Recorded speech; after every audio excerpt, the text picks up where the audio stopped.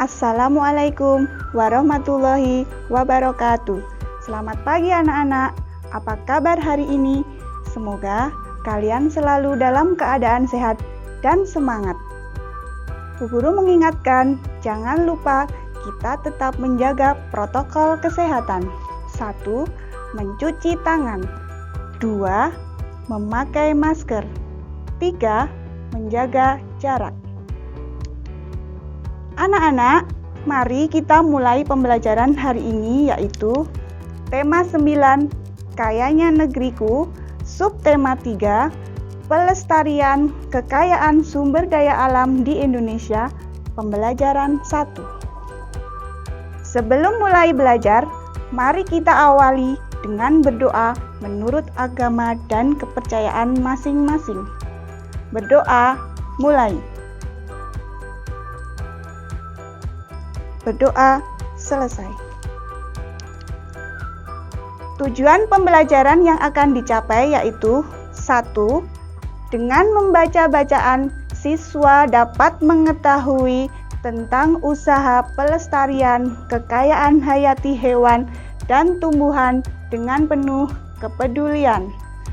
2. Dengan membuat peta pikiran, siswa dapat mengetahui tentang usaha pelestarian kekayaan hayati hewan dan tumbuhan dengan penuh kepedulian. Yang ketiga, dengan mengamati gambar, siswa dapat mengetahui tentang usaha pelestarian kekayaan hayati hewan dan tumbuhan dengan penuh kepedulian.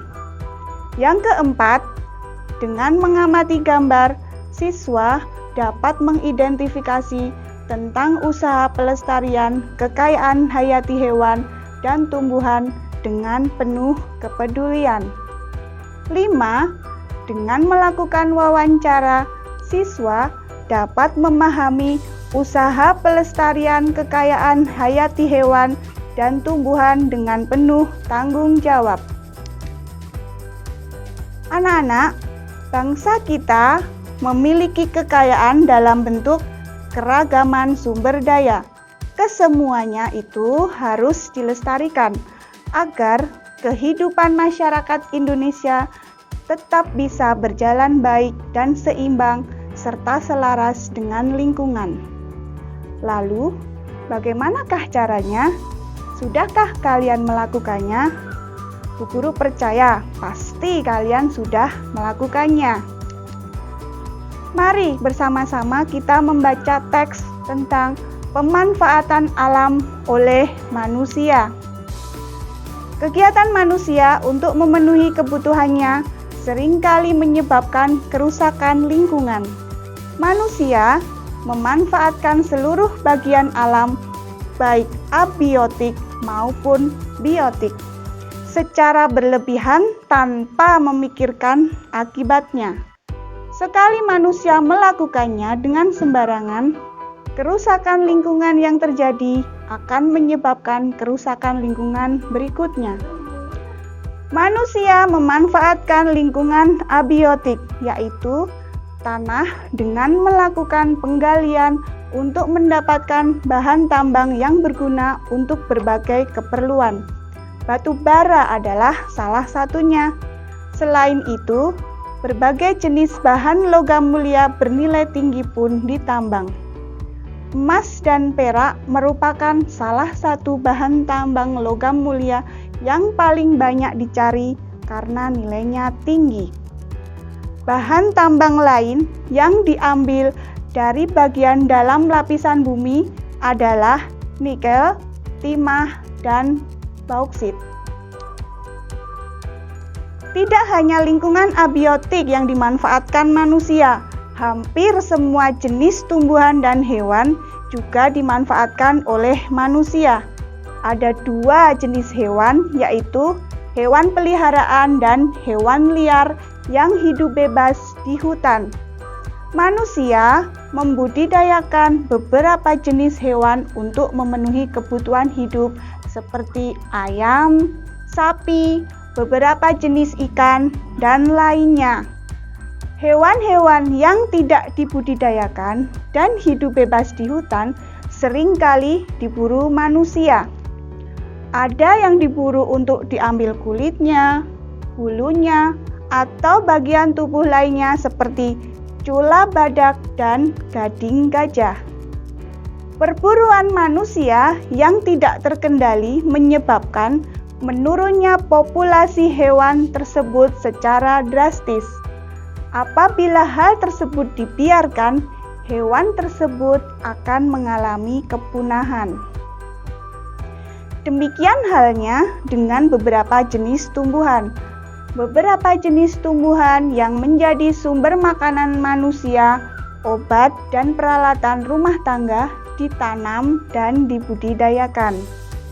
Beberapa tumbuhan mempunyai nilai ekonomi yang sangat tinggi, misalnya pohon jati dan pohon cendana.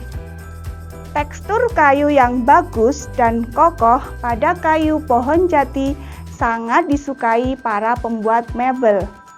Kayu cendana mempunyai aroma yang khas dan diburu banyak orang untuk pembuatan minyak wangi, hiasan, kipas angin, dan figura. Anak-anak, tadi sudah Ibu bacakan teks pemanfaatan alam oleh manusia. Nah, sekarang coba kalian tuliskan kalimat utama dan ide pokok di buku tugas kalian. Selanjutnya, kalian dapat membaca teks tentang dampak perubahan lingkungan yang disebabkan oleh manusia terhadap keseimbangan ekosistem. 1. Penebangan dan pembakaran hutan. Manusia melakukan penebangan dan pembakaran hutan secara liar demi membuka lahan pertanian, pemukiman, serta mengambil kayu dari hutan sebagai bahan dalam membuat perlengkapan rumah tangga. Kegiatan tersebut tentu saja membuat hutan menjadi gundul. Hal semacam ini mempengaruhi daur hidup tumbuhan dan hewan. Beberapa populasi tumbuhan berkurang bahkan punah. Beberapa hewan yang masih hidup kehilangan tempat tinggal. Yang kedua, penggunaan bahan-bahan kimia dan pestisida secara berlebihan. Salah satu contoh penggunaan bahan kimia adalah penggunaan deterjen sebagai bahan pembersih. Bahan ini menghasilkan busa yang dapat mencemari lingkungan. Busa deterjen akan menutupi permukaan perairan sehingga sinar matahari tidak dapat masuk menembus perairan. Proses fotosintesis tumbuhan air menjadi terganggu. Hal itu mempengaruhi daur hidup tumbuhan dan hewan air. Akibatnya, tumbuhan kekurangan makanan dan akhirnya mati. Contoh lainnya adalah penggunaan pestisida yang berlebihan untuk memberantas hama tanaman yang dapat membunuh hewan lain yang lebih menguntungkan. Yang ketiga, eksploitasi sumber daya laut. Eksploitasi sumber daya laut ini umumnya berupa kegiatan pengeboran minyak di laut. Kegiatan ini dapat menyebabkan pencemaran apabila terjadi kebocoran sehingga menyebabkan minyak mencemari laut. Sinar matahari yang dibutuhkan dalam proses fotosintesis tanaman air akan terhalang oleh minyak yang menutupi permukaan sehingga jumlah oksigen berkurang dan hewan laut kesulitan bernapas. Hal ini akan mengganggu ekosistem laut dan daur hidup hewan serta tumbuhan laut. Yang keempat, perpindahan penduduk yang mengakibatkan daerah yang didatangi menjadi sangat padat akibat jumlah pemukiman yang terbatas. Hal ini akan memicu terbentuknya pemukiman kumuh yang mempengaruhi kualitas kesehatan manusia dan menyebabkan pencemaran lingkungan semakin meningkat sehingga dapat mengganggu keseimbangan ekosistem. Yang kelima, penggunaan kendaraan bermotor. Dalam menjalankan kendaraan bermotor dibutuhkan bahan bakar, baik bensin maupun solar. Namun, pembakaran bahan bakar tersebut menyebabkan polusi udara.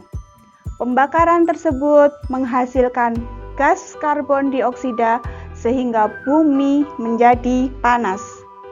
Akibatnya, banyak makhluk hidup yang sulit beradaptasi. Beberapa di antara mereka akan mati sehingga akan mengganggu keseimbangan ekosistem. Yang keenam, perburuan liar. Sebagian manusia gemar melakukan perburuan liar terhadap hewan dan tumbuhan dengan tujuan tertentu. Perburuan tersebut dapat mengakibatkan kelangkaan hewan dan tumbuhan. Jika tidak dihentikan, perburuan liar dapat mengakibatkan kepunahan. Akibatnya, keseimbangan ekosistem dan daur hidup hewan menjadi terganggu. Yang ketujuh, perusakan terumbu karang. Terumbu karang merupakan rumah bagi hewan-hewan laut. Warnanya yang indah membuat sebagian kalangan mengambilnya untuk dijadikan hiasan. Pengambilan ini tentu mengancam keberadaan terumbu karang. Apalagi terumbu karang membutuhkan waktu yang sangat lama untuk dapat terbentuk kembali. Akibatnya, ikan-ikan kehilangan tempat tinggal. Ekosistem laut dan daur hidup hewan laut pun menjadi terganggu. Jika dibiarkan, lambat laut ikan-ikan akan punah. Anak-anak hebat, kalian telah membaca tentang dampak perubahan lingkungan yang disebabkan oleh manusia terhadap keseimbangan ekosistem. Temukan informasi penting pada bacaan tersebut dengan melengkapi peta pikiran sebagai berikut. Kerjakan di buku tugas kalian ya. Anak-anak, selanjutnya kita amati poster berikut ini. Poster ini mengajak orang lain untuk berhemat energi. Coba kalian amati poster hemat energi berikut ini. Kalian bisa mencoba di rumah untuk berhemat energi dengan memanfaatkan barang-barang bekas. Contohnya, kalian bisa memanfaatkan kardus bekas untuk membuat bingkai foto. Kalian bisa memanfaatkan botol plastik bekas untuk membuat lampion. Dan bisa juga kalian memanfaatkan sedotan bekas untuk membuat bunga. Banyak sekali bukan idenya? Sekarang ini banyak perilaku dan kegiatan orang di sekitar kita yang merusak lingkungan alam. Coba kalian bertanya kepada orang tua atau orang-orang di sekitar kalian, apa yang dapat merusak lingkungan? Dengan membuat laporan hasil wawancara seperti ini. Coba sekarang kalian melengkapi tabel tentang aturan hemat energi di rumah dengan memberikan tanda centang apabila kalian telah melakukannya. Anak-anak hebat, apa yang sudah kita pelajari hari ini? Ya, benar. Hari ini kita belajar tentang bagaimana cara melestarikan kekayaan hayati hewan dan tumbuhan. Kemudian, kalian sudah membuat tugas membuat peta pikiran. Yang kedua, kita berkreasi dengan memanfaatkan barang bekas. Yang ketiga, membuat laporan hasil wawancara apa saja yang dapat merusak lingkungan. Demikian pembelajaran hari ini. Semoga apa yang Bu Guru sampaikan bermanfaat untuk anak-anak. Salam sehat dan semangat. Wassalamualaikum warahmatullahi wabarakatuh.